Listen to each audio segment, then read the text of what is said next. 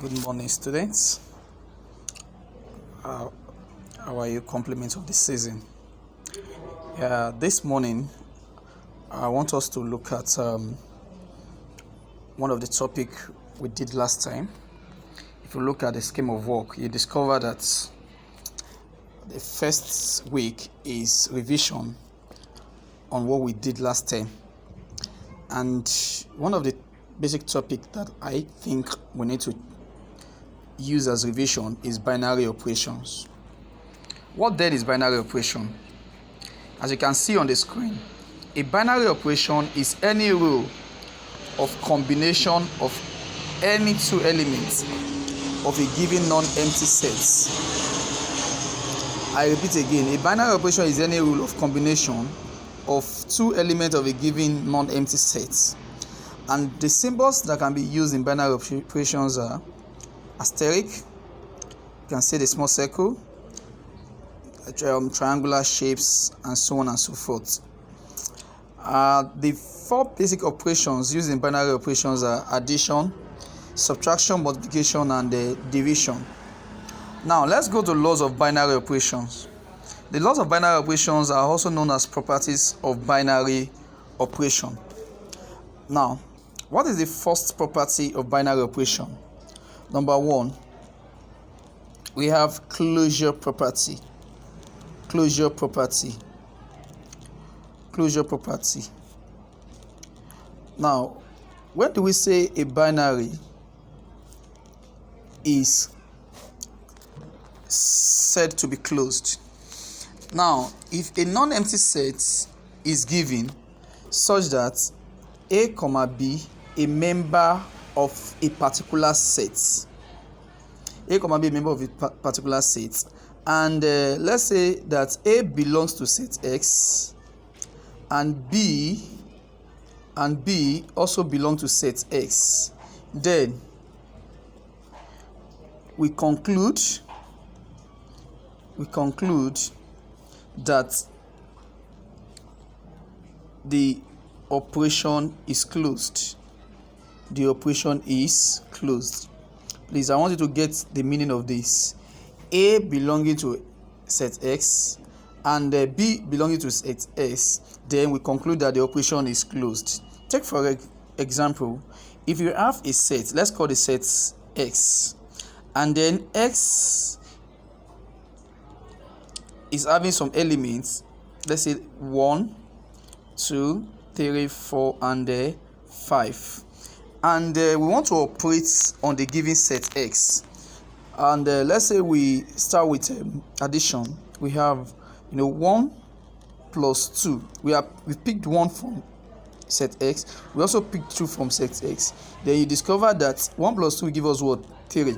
Now this 3 also can be found in set X. So for this kind of operation, it is closed. It is said to be closed. That is the meaning of A equals to X and B equals to X. A can be any value and B can be any value. In as much as A and B belonging to set X, then we say that it is closed. Okay, and let's use another operation, because I told you earlier on that operations that are basically used in binary operations are addition, subtraction, multiplication, and division. Now let's pick another values. Let's say 3 minus 4. Now if you look at 3 is picked from set X, 4 is also picked from set X, but the result is minus 1. Then you discover that minus 1 is not in the set. Minus 1 is not part of the elements in that given set. So because of that, it is said not to be closed. So it is not closed.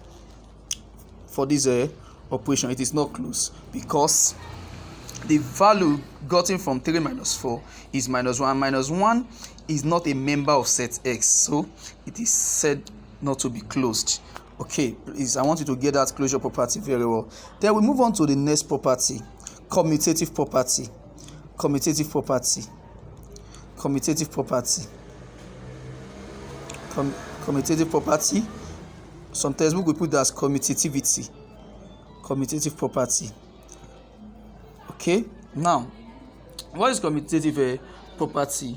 Now let's say that a given non-empty set,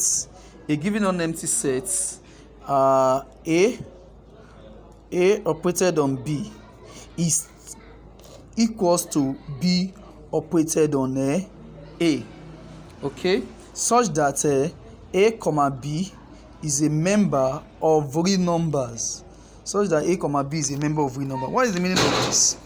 And when do we say that an operation fulfill the property of commutativity? Now, let's take for instance, let's say we have 3 plus 4, then we discover that it's the same thing as a 4 plus 3, because 3 plus 4 will give us 7 as well. 4 plus 3 will also give us 7. So because of that, it fulfills the laws of commutativity. So it is commutative. It is commutative. Yes, it is commutative. One of the operations that fulfills the laws of commutativity is addition. 3 plus 4 equals to 4 plus 3. 2 plus 1 is the same thing as 1 plus 2. 8 plus 5 is the same thing as 5 plus 8. So, like that. Now, let's look at multiplication as well. You see that 3 times 4 is still the same thing as 4 times 3. It also fulfills the law of commutativity, because 3 times 4 will give us 12 as well. When we interchange it, 4 times 3 will also give us 12. Now, let's look at subtraction. 3 minus 4, is it the same thing as 4 minus 3? The answer is no, because 3 minus 4 will give us minus 1, and 4 minus 3 will give us 1. So, for subtraction, it doesn't fulfill the law of commutativity. So, we can conclude that addition and multiplication are commutative. We conclude that addition and multiplication are commutative.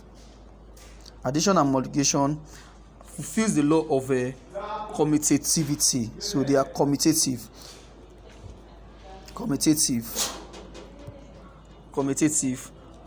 But for subtraction and division, they are not commutative. But subtraction and division, if we also check for division, we discover that they are not commutative. But subtraction, minus, and division are not commutative.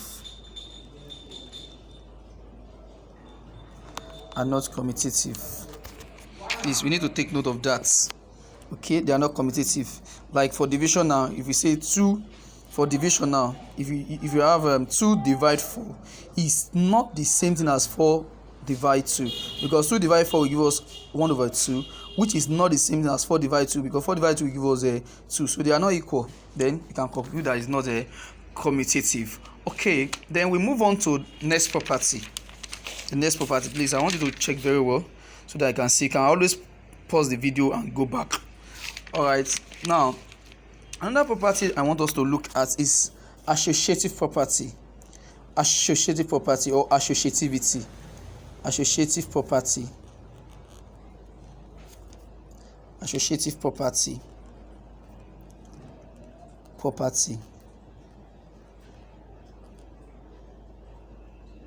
Okay, now a non-empty set is said to be associative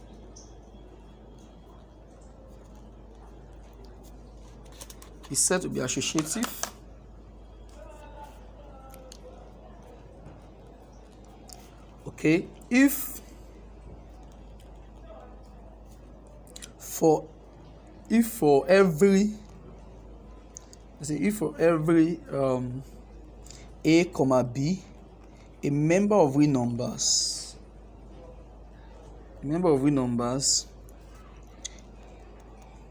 fulfills this law, law that as in this structure. I can use ball, I can use asterisk, but let me use ball this time around. A operated on B operated on C, which is the same thing as A operated on B operated on C. You can see. So a non-empty set is said to be associative if for every element, such as A comma B, a member of real numbers, fulfills that structure, which is A operated on B operated on C equals to A operated on B operated on C. Now let's use addition operation to test for the associative property, addition operation. So we are checking for addition operation. So let's test it. So I will pick any number randomly. Let's say I pick 3 plus 4 plus 5. 3 plus 4 plus 5. Now look at the structure now. This operation now is plus. So I just said we should pick plus as the first operation we are testing for. So plus, yeah. So 3 plus 4 plus 5. Is it still the same thing as 3 plus 4 close bracket plus 5? Just like the second structure. Now if they are the same, then we say that it fulfills the law of associativity. Now if you look at this, here is 3 plus 4 plus 5 is what? Is 9. Okay, is this still the same thing as 3 plus 4, which is 9, plus 5? Now 3 plus 4 here is 7. Plus 4 here is 7. So 3 plus 9 is 12. Is this still the same thing as 7 plus 5 is what? Is 12. You can see we have the same result. So since we have the same result, then for this, addition is associative. Addition is associative. So we can as well test for multiplication. Then we have 3 times 4 times 5, and then let's say we have 3 times 4 in brackets first, then times 5. Are we going to have the same results? Yeah, we can check. We have 3 times 4 times 5 is 20. This will give us 60. Then 3 times 4 is 12 times 5, which is also 60. You can see using multiplication we still have the same results when we test for associative property. So for multiplication too, it is associative. For multiplication it is associative, just like commutative as well. For commutative, addition and multiplications are commutative. Same thing with associative. Now let's test for subtraction. 3 minus, I'm still using the same value, 3 minus 4 minus 5. Is this still the same thing as 3 minus 4 in brackets first minus 5? Let's see. Now we have 3 minus 4 minus 5, that is a minus 1. So that will be in brackets. So 3 minus minus 1 is 4, because minus and minus is plus. So 3 plus 1 is 4.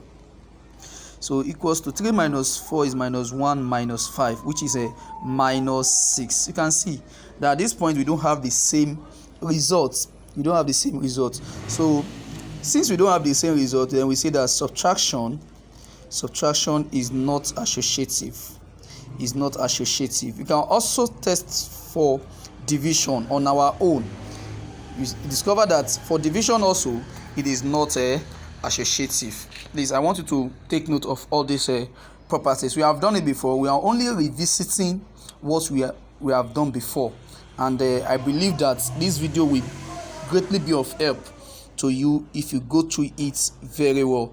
So that is for associative property. And mind you, every of the important things mentioned in the video must be jotted out, so that when we resume fully, I'll be able to go through your notes and see if you really go through the video or not. Now the next property we look at is distributive property.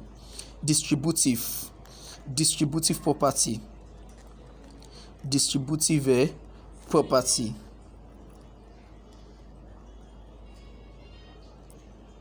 So for distributive property, we actually test for the left side and then the right hand side. Now, how does the structure of distributive property look like? Now, if we have two different operations. Let's say we have A operated on B operated on C. You can see two different operators. I use one here, I use another one here. That means that when we are testing for it, we use different operations. So we can use addition and multiplication to test for it. We can use subtraction and division to test for it. We can even use addition and subtraction to test for it, whether those operations are distributive over the given elements or not. So here, then this we now distribute A over B and over C. So here we just going to be A operated on B. Can see I've distributed A over B first, then operated, which is the operation that is here, operated on the A operation C. Okay, so that is the structure of a distributive property. So how do we test for distributive property? I told you earlier on that we are going to use two different operations. You can use addition and multiplication, we can use multiplication and addition, but I want to start with multiplication and addition. So let's assume let me make use of the values I use for associative property. Let's assume we have this 3 times 4 plus 5. Is it distributive? Is 3 distributive over 4 and 5? How do we check for it? That look at the structure of the distributive property. You write it the same way. So we are going to have it this way. 3 times 4 bracket, then plus 3 times 4. That is what I tested for. Then plus, because this 3 must also be distributive on the other value. So plus 3 times 5. Are we going to have the same results? Let's check. Now 3 times 4 plus 5 is what? Is 9. So 3 times 9 will give us 27. Okay, we've tested for the left hand side. Now let's check for the right hand side. 3 times 4 is 12 plus 3 times 5 is 15. Then we also have 27. You can see we have the same results. So what is going to be our conclusion? The remark now, let me give you a remark. So a remark now. So our conclusion is going to be multiplication. Since we have gotten the same results starting with multiplication, then we can now say that multiplication is distributive over addition. Multiplication is a distributive over addition. Okay, multiplication is distributive over addition. But can we now say that addition is distributive over multiplication? You can also check. Let's check if addition is distributive over multiplication. We are still under distributive property. We want to check. We tested for multiplication is distributive over addition. We now want to check if addition is distributive over multiplication. That means that if you are checking for that, addition will come first. So 3 plus 4 times 5. Is this still the same thing as 3 plus 4 times 3 plus 5? Let's see. Now 3 plus 4 times 5 is what? 20. This same as 3 plus 4 is 7 times 3 plus 5 is 15. Okay, let's look at this. 15 times 7. What are we going to have for 15 times 7? If you check that, we discover that our result is going to be 105 for 15 times 7. Then 3 plus 20 is going to be 23. Are they equal? No, they are not, because 23 is not the same thing as 105. So our conclusion here in this one is that addition, being the first operator we make use of, then conclude that addition is not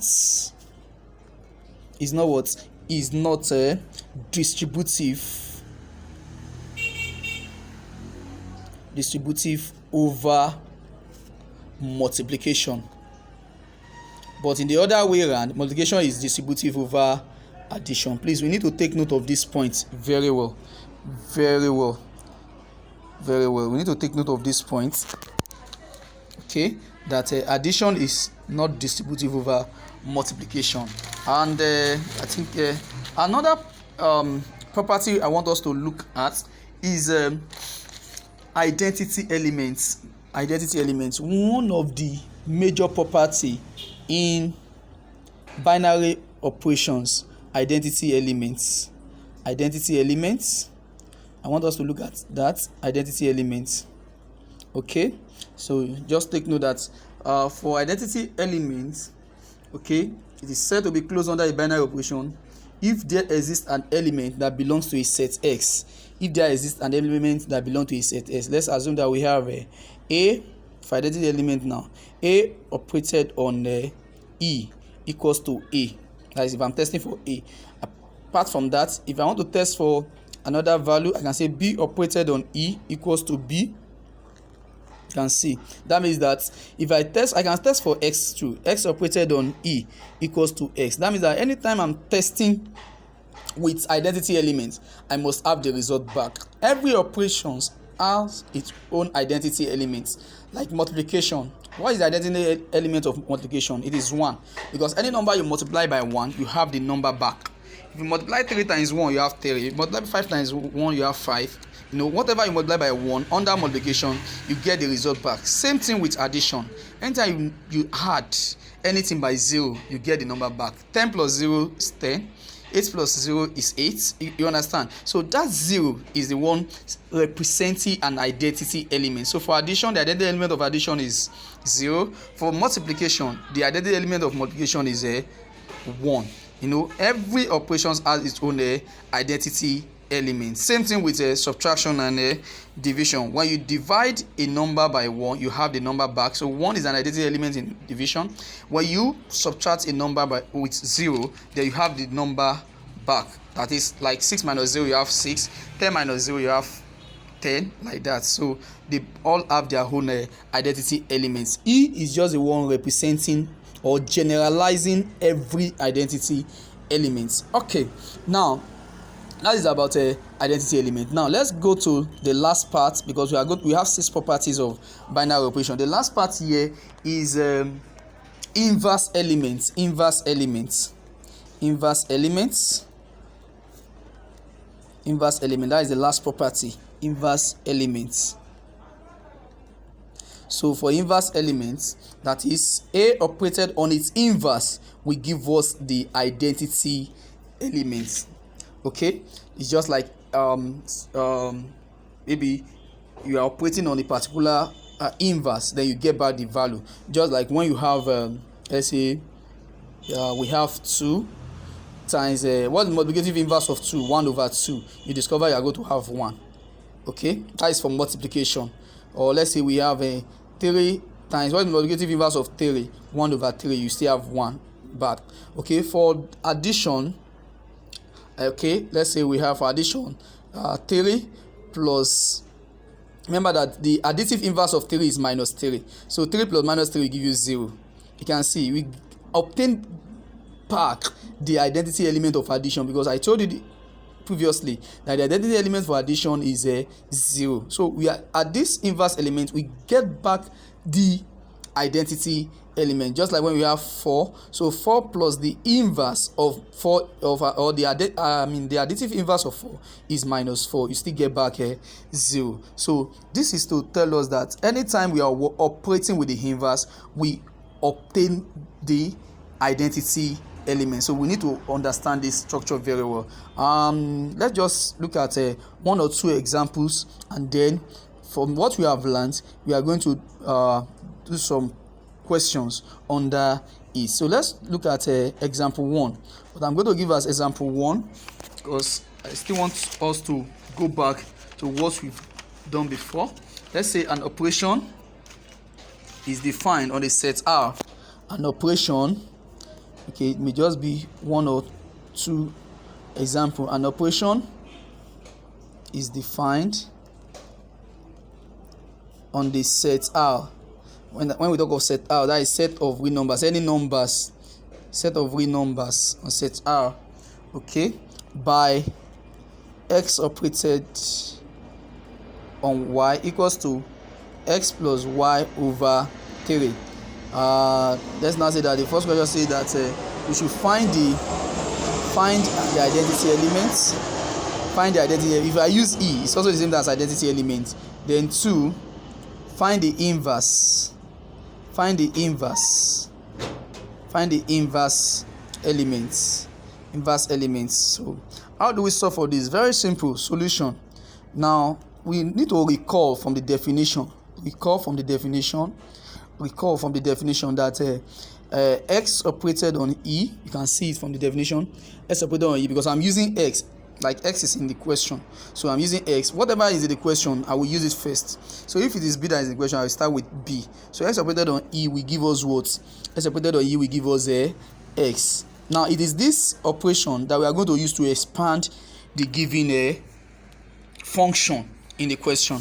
So x operator on e is x, fine, that is from the definition. So we recall from the definition that x operator on e equals to x, and also remember that because in the function they make use of x, and that was the reason I'm using x first. If they make use of b, I make use of b first. If they make use of a, I make use of a first. So that is it. Now x operator on e equals to x. I will now use this operation to expand the given function. So it's going to be x plus, instead of y now, it's going to be e, because here is x operator on y. Now I'm using x operator on e, that will be x plus y, x plus e over what? Over 3. Having gotten that, I will now equate this with this. I will equate the answer for the definition with the answer from the expansion. So that is going to give us x plus e over 3 equals to what? X. Okay, I can even call it x over 1 so that I cross multiply. E times 1 is what?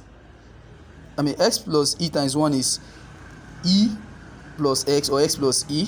It's still the same thing. Then 3 times x is what? 3x. So e, because I'm looking for identity elements, that is from the question, find the identity elements. So e equals to 3x minus x.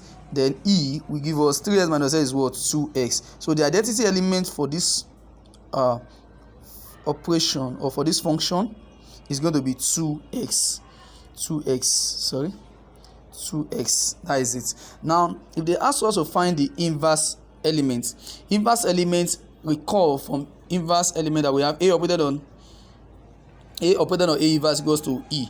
Now this time around we are not using a, we are using x based on what we are given the question. So x is the one that's that we have first, so I'm using x. So it means that I will also recall from the definition of inverse, recall that x operated on its inverse, so it's going to be x inverse instead of a operated on a inverse, because the inverse of a is a inverse. So the inverse of x is x inverse. It's going to give us the identity elements. Now since we have know the identity elements here, which is 2x, even if you are not asked to find the identity elements and you are asked to find the inverse, you need to first of all look for identity element, because without the identity element you cannot solve for inverse. Please take note of that, very important point there.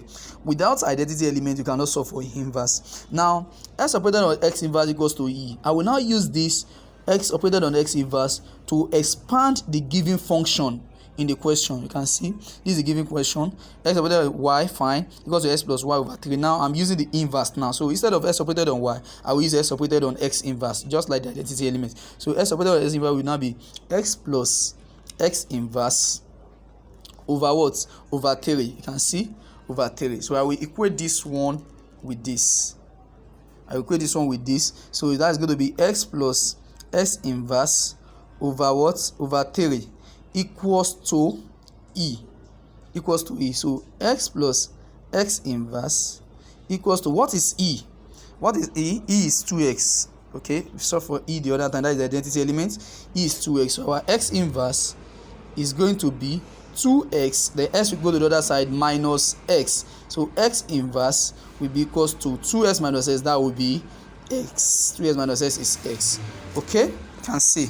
Alright, so after watching this video, you can now go to your notes on the portal and write down the notes, and also jot down some important points from this video. I'm going to check everything when we resume, and all these things, remember, it attracts mark. Failure to do it, you are going to earn yourself 0 mark.